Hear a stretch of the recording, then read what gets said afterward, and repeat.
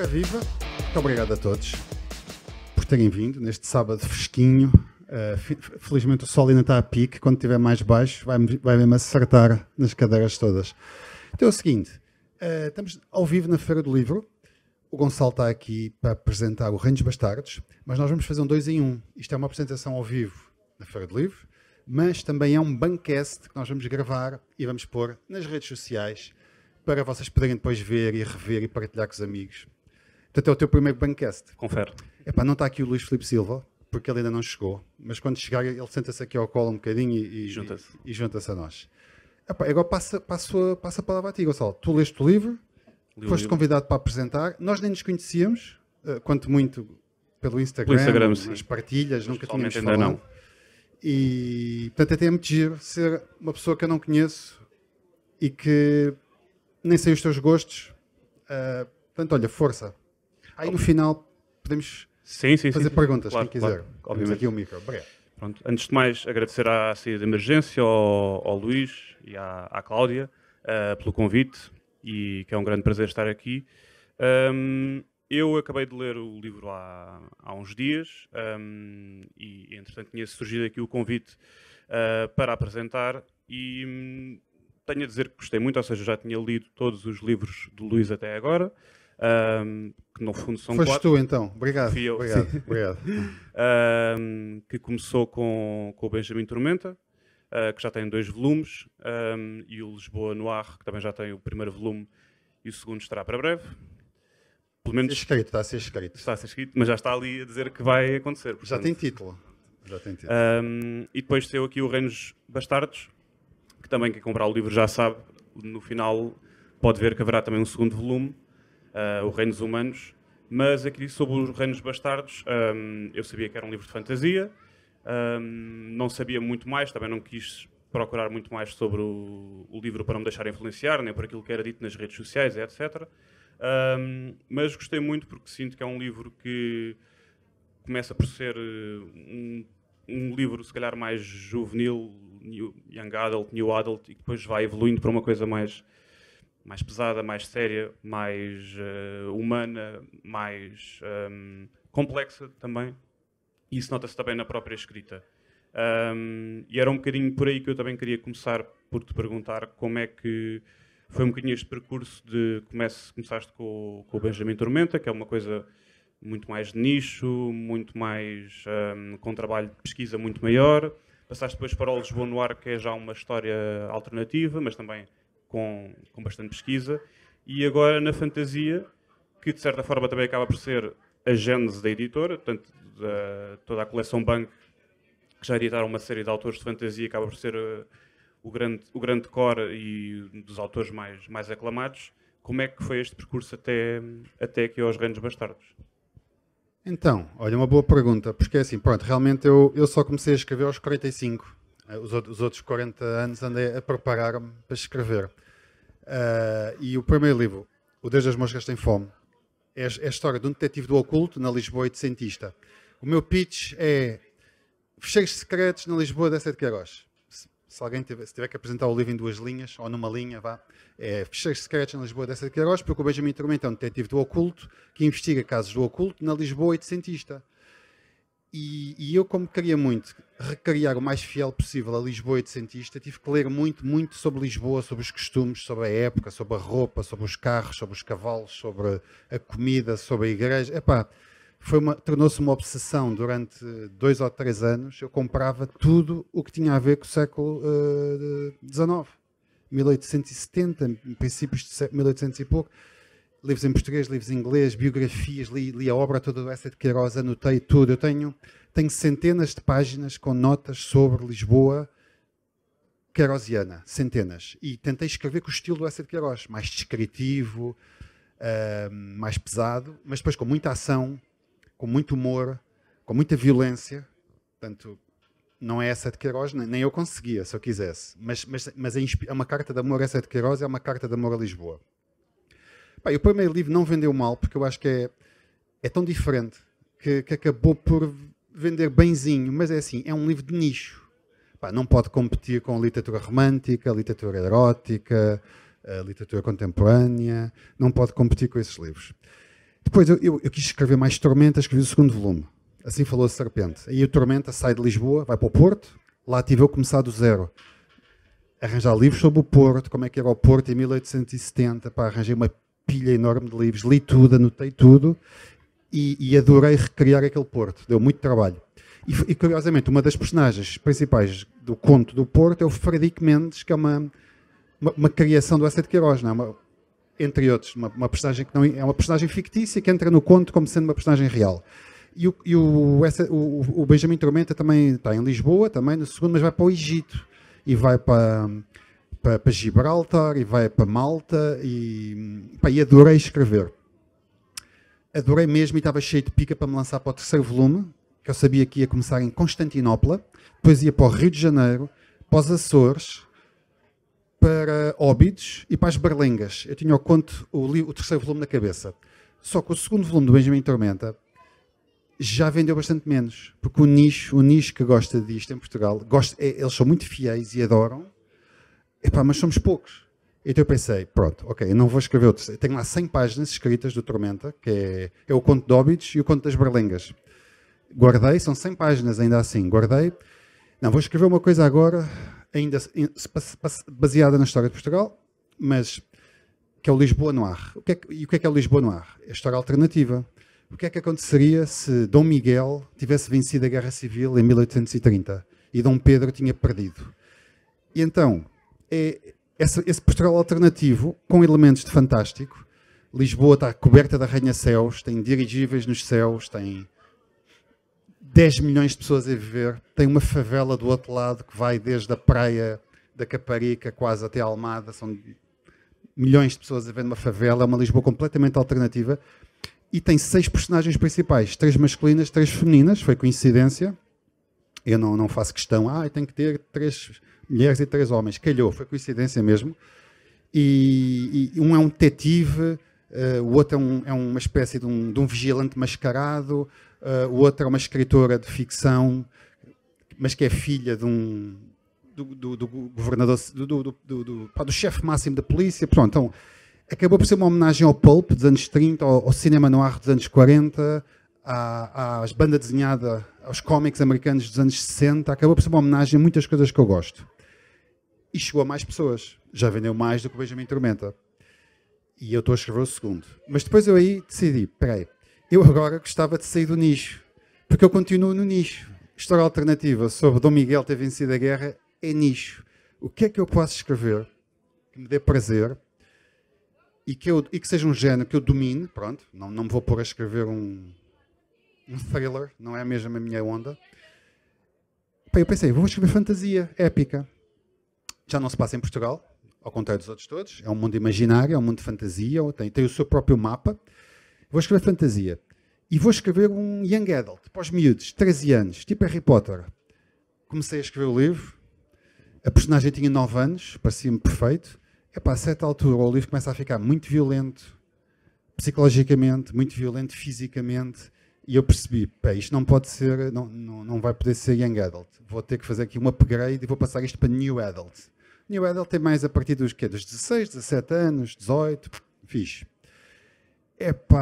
E o livro continua a ficar mais escuro, mais pesado, mais carregado. E eu que escrevi como se fosse uma espécie de um intervalo entre aqueles livros que eu gosto mesmo de escrever, e era uma espécie de um intervalo mais light, e acabou por ser o livro mais intenso para mim, que mexeu mais comigo, que eu escrevi, eu chorava a escrever às vezes, eu estava no café a escrever e tinha que estar a ver se ninguém estava a olhar para mim, porque mexia comigo para caraças. As beta-readers, que são muitas, porque, olha, ainda bem, eu convidei e apareceram muitas, eu aceitei todas, muitas disseram, Luís, eu nunca choro a ler livros e fartei-me de chorar a ler o teu livro. Portanto, eu acho que o livro mexe com as emoções, porque é um livro sobre pessoas, apesar de ser fantasia, é um livro não é sobre o mundo, não é sobre, tem elfos e tem anões e tem magia, espadas mágicas, não tem nada disso. É um mundo de fantasia sobre pessoas reais, sobre uma miúda humana que cresce no reino, numa zona onde só há ogros, ela cresce num clã de ogros, portanto ela procura a sua identidade, procura o seu passado, tenta perceber o seu futuro, qual é o caminho dela, e é uma história sobre paternidade e sobre perda. Portanto, o meu percurso foi esse, percebes? Começar por escrever uma carta de amor a Lisboa e ao Essa de Queiroz com o Detetive do Oculto, que é uma personagem emblemática da fantasia. O Detetive do Oculto é uma espécie, é tão emblemático na literatura fantástica como, por exemplo, o Bárbaro, ou o Elfo, ou o Anão. O Detetive do Oculto, tens muita banda desenhada, tens muito romance, tens muitas séries de televisão, tens muito cinema, não é? O Detetive do Oculto, cheios de secretos, pronto. O Lisboa Noir mais suave, e este acabou por ser o que eu pensei que era o mais light, e acabou... Eu agora olho para os outros livros e pensei, os outros livros são só livros de aventuras. Isto não é um livro de aventuras, isto é um livro sobre pessoas, e sobre temas muito pesados. Surpreendeu-me, e eu hoje em dia já não sei qual é que eu gosto mais, estão-me sempre a perguntar qual é que eu gosto mais. Gosto muito deste, gostei muito do rumo que este tomou, e se calhar já me alonguei aqui um bocadinho na resposta, já respondi a perguntas que tu querias fazer, pá aí. Não, mas não fazendo aqui também spoiler, mas para quem comprar o livro sabe, lá está, consegue ver na contracapa depois que existe um segundo volume que irá sair. Ou seja, tu quando escreveste este primeiro Reinos Bastardos pensavas já numa possibilidade de um segundo? Quando escreveste o livro já sabias o final ou foi uma coisa que foi... É aquela do George Martin, né? És um jardineiro ou um arquiteto. Né? Para quem não sabe, eu acho que a gente sabe, mas o George Martin diz que há os escritores arquiteto que arquiteta toda a história do princípio ao fim, tipo Brandon Sanderson, e depois tens o jardineiro, que é o George Martin, que começa a escrever, nem sabe muito bem para onde é que vai, o que é que vai acontecer, quem é que vai morrer, quem é que vai viver. Eu sou mais o arquiteto, planeio tudo muito bem. Só que os dois volumes do Benjamin Tormenta e o Lisboa Noir são contos interligados, leem-se como um romance, porque têm uma ordem cronológica. Os contos afetam-se uns aos outros, de certa maneira podes ver aquilo como um livro dividido em partes. Aqui não, aqui tens um romance. O desafio foi esse. Começar a escrever uma história que eu sei que vai ter que ter 80 mil palavras. Não é fácil. E tinha tudo na minha cabeça, depois começou a ficar pesado e eu tive que mudar o género. E depois aconteceram algumas coisas que eu achei que não iam ser tão fortes e tão pesadas e tão emocionais para mim, e acho que para o leitor. Portanto, fui surpreendido. Houve um bocadinho de escritor jardineiro aqui pelo meio. Mas já tinhas o final? Já tinha, mais ou menos. Não tinha. Agora que falas nisso, não tinha. Eu pensei que acabava de uma certa maneira e acabou de outra. Mas eu já tinha ideia que havia dois volumes, os Reinos Bastardos e os Reinos Humanos. Nos Reinos Bastardos tens a humana perdida, a crescer quase sozinha junto de outra raça, à procura da sua identidade, revoltada com tudo, revoltada com o protetor dela, de certa maneira, que é o pai, revoltada com o clã, e ela um dia ia encontrar o seu caminho nos reinos humanos, ia encontrar os seus, saber de onde é que ela vinha, quem é que ela era. E esse plano continua. Agora, eu não faço ideia o que é que vai acontecer nos reinos humanos. Não faço puto de ideia o que é que acontece quando este acaba. E estou a ser o máximo honesto. Se este começar a vender bem, porque não é um livro de nicho, é um livro que toda a gente aqui pode ler e gostar, enquanto que o Benjamin Tormenta, tenho bons amigos que leem e dizem, Luís, isto é um bocado pesado, isto é um bocado negro. Ou Lisboa quer se calhar um conhecimento maior daquilo, da temática, digamos assim. Talvez. São livros com muita informação. Eu acho que este é um livro muito mais acessível. Mas não é um livro simplório, de maneira nenhuma.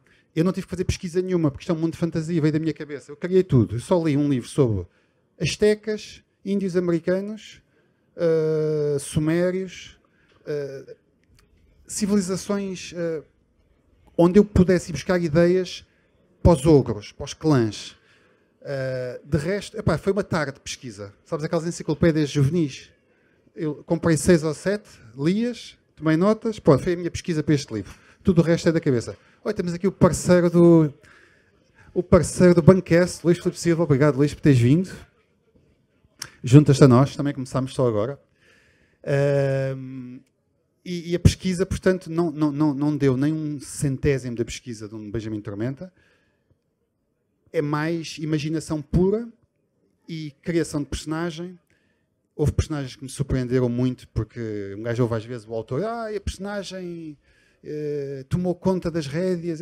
Não vou dizer isso, mas houve personagens que me surpreenderam porque eu tinha um plano para elas e elas tiveram outro.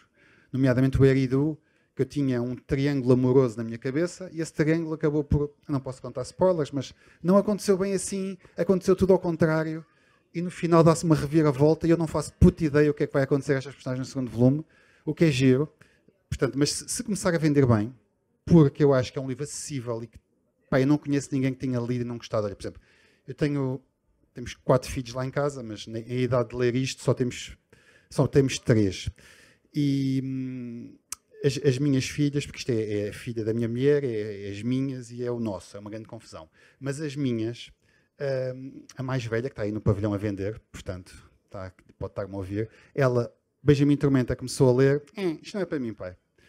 Lisboa Noir, não gosto disto, pai. A mais nova adorou o Lisboa Noir. Aliás, o Lisboa Noir é dedicado a ela, porque cada vez que ela lia um conto de Lisboa Noir, pedia, pai, tens que gostar, tens mais. Não, então vai escrever, pai. Portanto, eu dediquei-lhe o segundo. Este dediquei à mais velha, porque ela adorou o livro, chorou a ler o livro, já está a impingir o livro a toda a gente que vai ali ao pavilhão, e faz ela muito bem. Ela depois tem um bónus especial, uma comissão especial. E pronto, não sei se respondi à tua pergunta, já me baralhei um bocado aqui. Okay. Mas sim, era isso. Perceber aqui se já chegaste a ler o livro, ainda não. Perguntas difíceis. Ainda não li todo, confesso, o Luís já me tinha enviado pelo PDF. Foi só uma questão de tempo, mais nada. Pronto, mas estou ansioso por ler o resto. Percebi que era uma aventura movimentada, um estilo totalmente diferente, mais light, de certa forma, não é? Menos... E, se calhar, eventualmente, menos imersivo, em que nós falávamos que nos outros livros... Gostas mais assim, Luís? Pois, esta é um bocado diferente. O Tormenta, nós falámos muito que os personagens também eram os espaços, né, em que a ação decorria, Lisboa, o Porto e não só, e tinhas feito muitas pesquisas nesse sentido. Aqui comecei logo a sentir que tinhas uma grande dedicação, não diria maior, mas o maior foco na personagem e no ritmo, e que aquelas personagens iam passar por um mau bocado e fazê-las, percebe-se logo, antevê-se que é um livro cheio de ritmo e de ação e que as coisas aconteçam. Não é? A minha pergunta é se já tinhas a história toda na cabeça ou se a foste descobrindo, não é? Ou se ela se foi tecendo à medida que foste conhecendo as personagens. A do Reinos? A do Reinos. Não, como estava a dizer há pouco, eu sou mesmo o arquiteto, eu planeio tudo até ao fim. Porque não consigo começar a escrever sem saber para onde é que vou. Até porque eu preciso de começar a plantar sementes que só vão germinar 150 páginas à frente. Se eu não sei o que é que vai germinar, eu não posso plantar as sementes. Ou então, se calhar até posso, porque o Martin escreve assim e escreve tão bem. Também não sei se ele é tão jardineiro como diz, porque eu acho que é impossível escrever Guerra dos Tronos sem ter um plano, é impossível. Mas eu tinha tudo planeado, até tinha os capítulos, olha, neste capítulo acontece isto, o que às vezes acontece é que a ação prolonga-se mais e acaba por ter mais capítulos, mas mais ou menos a coisa está planeada, só que às vezes uma relação amorosa que era para acontecer não acontece, porque eu lembrei-me, isto era giro, é este gajo agora a fazer esta sacanice. Pronto, já me estragou o triângulo amoroso todo. E então começa a história a mudar. Tinha uma ideia para onde é que ia, não fui bem para onde pensava, e como dizia há pouco, o segundo volume já tem nome, Reinos Humanos, se Deus quiser sai para o ano, não escrevi nenhuma linha, não faço ideia o que é que vai acontecer, estou curiosíssimo que as pessoas me deem sugestões e dicas, eu gostava que acontecesse, que as beta-ridas já me deram, eu acho que ela vai fazer isto, eu acho que ela vai encontrar não sei quem, eu acho que ela vai chegar aos Reinos Humanos, vai fazer... E eu estou curioso a juntar essas informações para depois decidir o que é que vai acontecer. Portanto, não é uma história com princípio, meio e fim, mas também é uma história com princípio, meio e fim, porque a história dela nos Reinos Bastardos, de certa maneira, terminou. Ela tornou-se adulta, ela está pronta para o que aí vem. Só que ela não sabe o que é que aí vem e eu também não sei o que é que aí vem. E vai ser giro descobrir isso agora. E já sabes quantos são? Quantos é que vão ser? Eu queria que fossem só 2. Mas lá está. Se os Reinos Humanos se prolongarem mais e houver muita história, posso chegar à conclusão que preciso do terceiro, que é os Reinos Aracanos. Já estava há pouco a dizer, os Reinos Aracanos, espera, Reinos Bastardos, Reinos Humanos, Reinos Aracanos, da grande trilogia. Mas eu não quero palha, não quero estar a prolongar só porque quer fazer uma trilogia. Eu nem sou fã de trilogias, nem de livros grandes, estou sempre a dizer o mesmo. Portanto, uma duologia pequena, acho que é mais a minha onda, e terminar a história. Agora, gosto tanto do universo, gostava de escrever outras coisas passadas neste mundo, porque este mundo, como dizias bem há bocadinho, esta história revela a ponta do iceberg, não é? A gente percebe que há um mundo imenso. E há referências e há pequenos levantares de véu. Mas acho que os reinos humanos é que me vão dizer se vale a pena ou não. Pronto. Olha, uma pergunta óbvia, antes de passar de novo o microfone para ti, era na tradição das recomendações, onde é que tu vês o teu livro a encaixar-se para quem gosta de ler este tipo de história? Ou seja, o teu livro apareceria nas recomendações de You Might Also Like This. Para leitores que gostam de... eu vou fazer essa pergunta antes ao Gonçalo. Gonçalo, eu posso pensar um bocado e tentar dar uma resposta a isso, porque nunca pensei nisso. Mas, na tua opinião, tu lês bastante fantasia, certo? A gente não se conhecia, falámos há bocadinho, e foi a primeira pergunta que eu fiz. Porque eu tenho aqui muitas pessoas, beta-readers, que nunca tinham lido fantasia e diziam: eu não gosto de fantasia. E depois leram o livro e escreveram algumas das blurbs mais emotivas e mais passionais mesmo. Porque há muito preconceito quanto à fantasia. Aquela ideia, a fantasia é sempre aquela história, depois tem os elfos e os anões e as espadas mágicas e os dragões e sempre os mesmos clichês e as mesmas tropes. Falávamos há bocadinho, as mesmas tropes, que nem tu nem eu gostamos do conceito nem da ideia de tropes. Também duvido que o Luís goste. Dá-lhes a volta, destruí-las, espezinhá-las. Portanto, onde é que tu colocava? É para leitores de quem? Sim, eu acho que é, como estavas a dizer, é muito abrangente, ou seja, eu acho que pode ser para um público mais jovem, que até possa gostar de, por exemplo, Philip Pullman, por exemplo, mas tem também algumas coisas que eu, por exemplo, principalmente com a personagem principal, buscar um bocadinho ao Warbreaker, do Sanderson. Okay. Mas lá está, depois tem uma vertente... Até os elementos mais gráficos, mais violentos, pode ir buscar a coisas mais pesadas do Joe Abercrombie, por exemplo, que são coisas mais adultas. Mas lá está, o livro vai precisamente evoluindo nesse caminho. E o livro começa por ser sobre uma menina de 9, 10 anos, quase a descrever um pouco o seu dia-a-dia, com a relação com o pai. Acaba por ser uma coisa completamente violenta, sem esperança, as coisas tiveram um desfecho muito pior do que aquilo que acontecia. Ou seja, por exemplo, o livro é muito mais intenso, violento, até triste, do que algumas coisas como Harry Potter que estávamos a falar, que é muito mais... apesar de, por exemplo, Harry Potter, a partir de certo ponto, também tem violência, tem morte e tem tudo mais... Mas o crescimento aqui, em vez de, pegando no Harry Potter, que o crescimento é feito ao longo de 3 ou 4 livros, aqui é 3 ou 4 capítulos. Ou seja, está mais condensado e a evolução é mais rápida, o que torna a coisa muito mais interessante, porque às vezes temos ali capítulos que passam 2 anos, 4 anos, isso é muito interessante. Portanto, eu acho que mesmo que dentro de, diria, qualquer pessoa que goste minimamente de fantasia vai gostar do livro, desde a fantasia mais...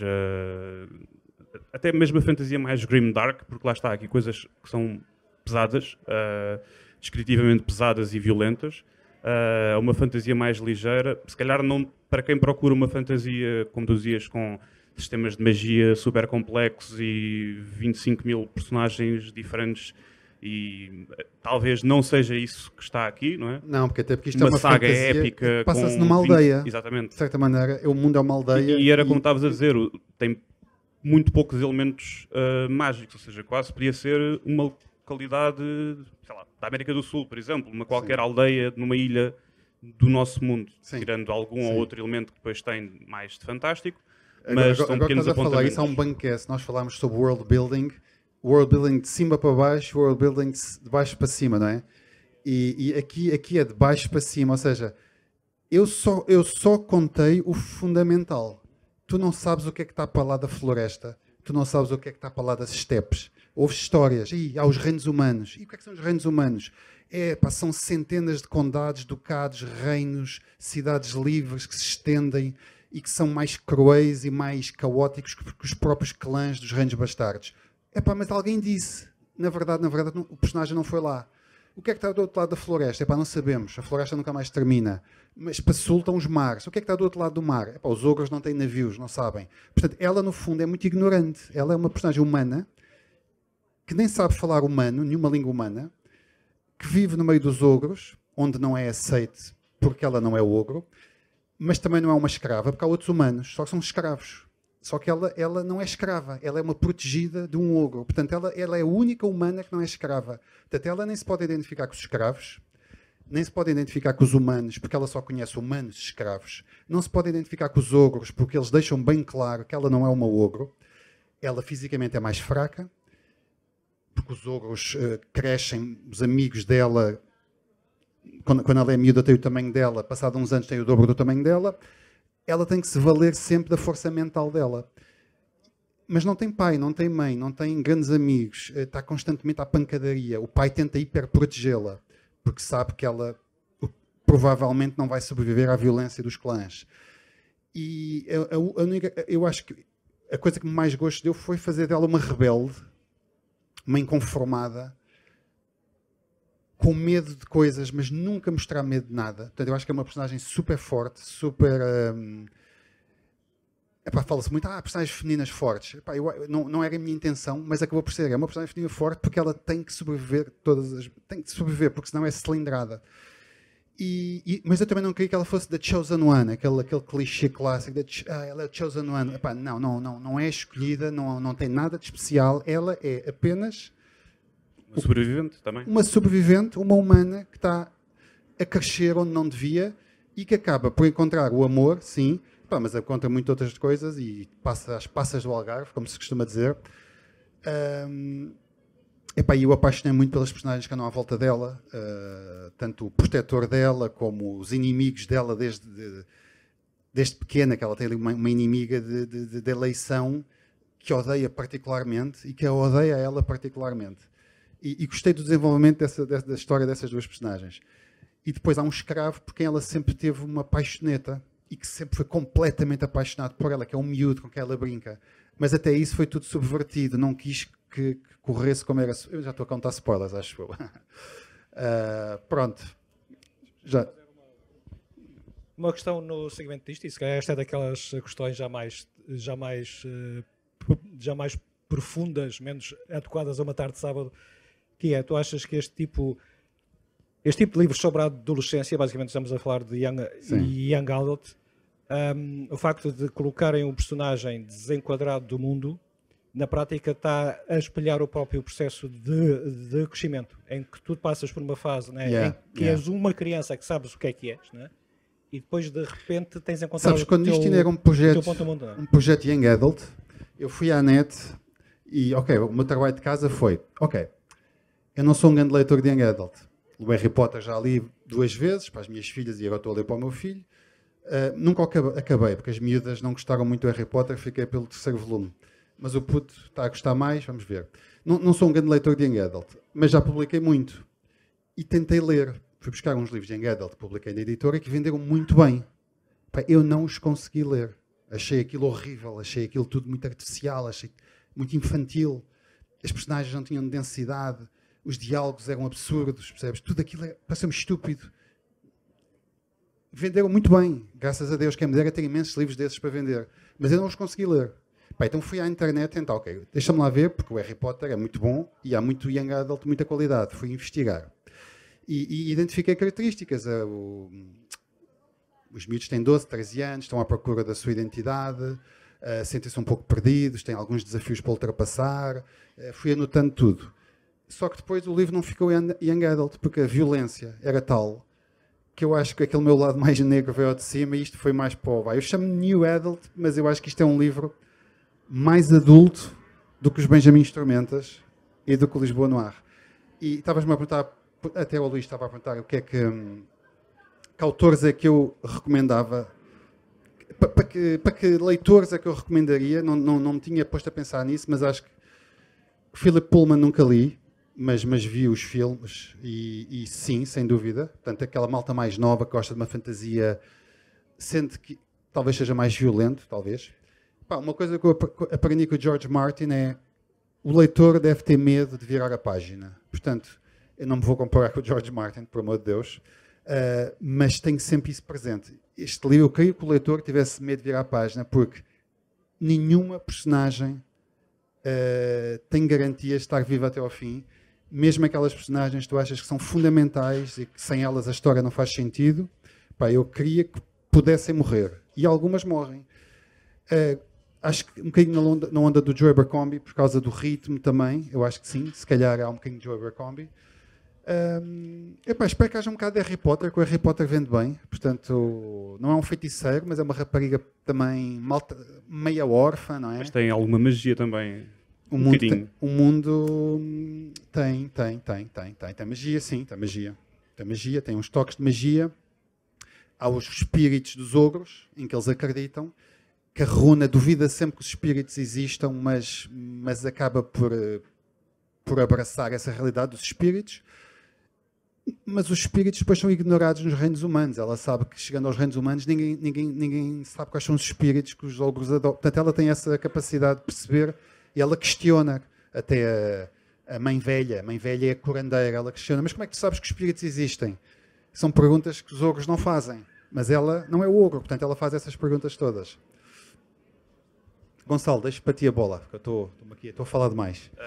Ia só um bocadinho, não sei se também já pensaste nisso, mas tendo já explorado aqui 3 géneros diferentes na tua obra, ou seja, o primeiro lá está uma coisa muito mais numa Lisboa queirosiana, mais cheiros secretos, depois passaste para a história alternativa e agora fantasia.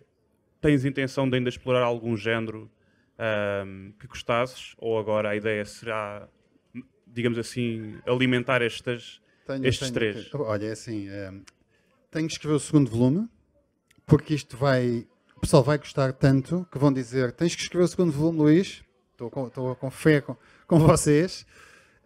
Não comecei ainda sequer a pensar na história. Tenho umas vagas ideias, depois vou começar a passar tudo, o esqueleto, fazer o trabalho do arquiteto. Tenho que escrever o segundo Lisboa no Ar, que já estou a fazê-lo. Já tenho 24, 25 mil palavras escritas. Está a correr muito bem. Adorei o conto que escrevi. É um bom follow-up. E eu gostava que o Lisboa no Ar pudesse ser lido sem teres lido o Lisboa no Ar 1. Ou seja, tu pegas no Lisboa no Ar 2, que se vai chamar O Ano Negro de 1929, e podes começar a ler o livro sem ter lido o primeiro. Pronto, isso dá um trabalho extra, porque tu tens que dar alguma informação, algum background. Portanto, eu tenho a continuação desta, a continuação de Lisboa no Ar, e se tudo correr bem, a continuação de Benjamin Tormenta, que apesar de ser um livro nicho do nicho, eu já tenho 100 páginas escritas, e já li 4 livros sobre Constantinopla do século XIX. É uma pena desperdiçar esse trabalho todo, está tudo lido, tudo sublinhado, eu já tenho lá tudo sobre Constantinopla de 1870. Portanto, há de ser os 3 próximos projetos. Então é um descanso escrever uma obra em que não tenhas que fazer pesquisa, não é? Eu adoro pesquisar, adoro ir à procura de livros, adoro ir à procura de enciclopédias, encontrar informações, saber que vou usar aquilo. Eu tenho centenas de páginas de Word, todas catalogadas com descrições de roupa, descrições das mulheres. O Eça de Queiroz descrevia as mulheres. Eu copio as descrições do Eça de Queiroz porque eu quero fazer descrições ou iguais ou idênticas. Descrições de como é que era o chiado do São Carlos, as peças que lá estavam, a roupa das mulheres, a roupa dos homens, a toalete, os perfumes, eu tenho tudo anotado. São 100 e tal páginas. Adorei todo o processo de pesquisa. Mas sabe tão bem escrever um livro em que tu não tens que pesquisar nada e vais pescar tudo à tua cabeça. Só tens que ser coerente.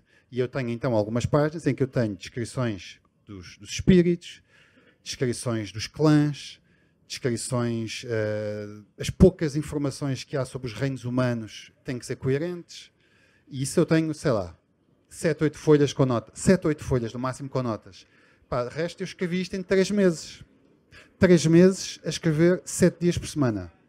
A minha mulher é testemunha que quando o café abre às 7, 7h30 eu estou lá, computador, lá para as 10, 11 da manhã. Como o computador também lê e-mail, eu consigo trabalhar, responder e-mails, responder aos designers, à equipa toda, e depois vou escrevendo. Portanto, tens aí a grande lição para alguém ser escritor, que é disciplina e repetição, não é? Disciplina, capacidade de sofrimento, porque sem disciplina a preguiça instala-se, os dias vão passando e o livro não avança, e o desânimo cresce exponencialmente. Disciplina para pesquisar, porque eu acho que faz-me confusão aquele pessoal que escreve, mas não lê. E isso nota-se no livro. O pessoal que não lê nunca poderá escrever bem. Não acredito mesmo. E tenho a impressão que muitos dos livros que eu publiquei e que eu tentei ler para me inspirar e que venderam muito bem, graças a Deus, eu não vou dizer quem são, porque tenho o maior respeito pelos números de vendas deles. Mas são pessoas que não leram muito, porque aquela história já foi escrita 1000 vezes. Eu acho que se tivesses lido mais, tu percebias que estavas a contar uma história que não tem nada de originalidade. Isso é uma coisa que eu tento não fazer em nenhum dos meus projetos. Escrever uma coisa diferente, que eu não conheça nada parecido, mas que eu gosto de escrever. No Tormenta foi fácil, não havia detetives do oculto na literatura portuguesa. Lisboa Noir foi fácil, não havia histórias alternativas que eu conhecesse, ou pelo menos não em romance ou num livro sobre o Dom Miguel ganhar a guerra e os componentes que fizeram com que Lisboa se transformasse na maior cidade do mundo, é uma espécie de uma Nova Iorque autêntica. Aliás, Nova Iorque é mais pequena, com arranha-céus, com os Zeppelins por todo lado. Na fantasia, quis escrever uma coisa diferente, o que é mais difícil, porque há muita concorrência, há muita oferta. E eu também não leio a fantasia toda, portanto eu corro o risco de estar a escrever uma coisa, alguém vai dizer, isto é igualzinho a não sei o quê. Mas tentei que fosse diferente, tentei dar o máximo de mim, ir ao caldeirão aqui, onde estão as minhas coisas que eu gosto e que eu leio, e dar uma coisa nova e diferente. Fiz esse foi o meu esforço. Portanto, não faço ideia para onde é que vou a seguir, porque eu também não... Eu gosto de ler todos os géneros, mas há muitos géneros que eu nunca na vida me atreveria a escrever. Portanto, eu vou andar sempre no fantástico, mas ficção científica pura e dura, como tu escreves, não me sinto à vontade. Pode ter elementos de ficção científica. Lisboa Noir tem elementos de ficção científica. Mas não conseguia escrever uma space opera, como o Bruno Martins Soares, ou como tu escreves. Não conseguia. O Terrarium, não conseguia. Não tenho nada dentro de mim que me permita escrever isso. Portanto, não sei. Tenho 3 livros para escrever ainda, depois preocupo-me com isso. Então os 3, repara, um já tem 100 páginas, outro já tem 80 mil, e este aqui não tem nada. Mas provavelmente é o próximo a ser publicado, porque isto vai vender bem, eu confio em vocês, eu tenho fé. E portanto, deve ser o próximo. Mas é assim, se começar a vender mal, esqueçam, vou para o Lisboa Noir, porque já está a andar. Mas vai vender bem, está bem, pessoal? Divulguem, partilhem, façam publicidade. Olha, eu vou fazer um vaticínio, porque eu acho que o mais certo é que venha uma 4ª obra que tu nem sequer estás à espera. Pronto. Mas isso vai ser o melhor de tudo. Pode ser, pois, provavelmente. E é giro quando um gajo escreve uma coisa que não estava... Não tenho plano nenhum, eu só quero acabar o que tenho em mãos agora, e já é trabalho para... Bem, eu escrevi em 3 meses, portanto eu gostava do Lisboa Noir sair para o ano, e talvez a segunda parte também. Talvez haja 2 livros para o ano, depende os livros são pequenos, eu não gosto daqueles livros de 600 páginas, eu acho que tu podes escrever um bom livro com poucas páginas. E eu tenho lá uma enciclopédia, quer dizer, prateleiras dos anos 60 com livros do Michael Moorcock, do Isaac Asimov, dos maiores escritores de ficção científica e de fantasia de sempre, e nenhum tem mais de 200 páginas. Depois deu-se aí uma coisa qualquer na cabeça dos editores americanos, porque eles não publicam nada que tenha menos de 400, 500, e se for preciso dizem ao autor, mete aí mais 150 páginas de palha, que é para o livro ficar deste tamanho. Não sei se é por causa do PVP, depois, para poder ser vendido mais caro, e depois o autor tem uma boa história, e eles dizem, é uma boa história, vais ter que escrever 3. Mas eu só tenho uma história. Não tem mal, agora pensa num resto para teres 3, e o autor é obrigado a escrever uma trilogia.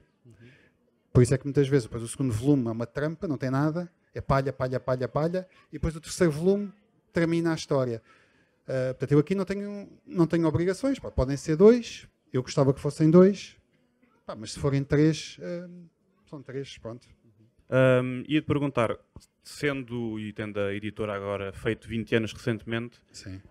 E tendo começado precisamente por um foco muito no fantástico, na fantasia, como é que só agora, 20 anos depois, é que finalmente decidiste também tu lançar-te no género, digamos assim? Bem, o Benjamin Tormenta já é literatura fantástica, né? É um horror fantástico, com monstros e espíritos e demónios, e é um bocadinho cheio de secretos. Mais negro, talvez, e mais português. Portanto, e esse já saiu há 3 anos.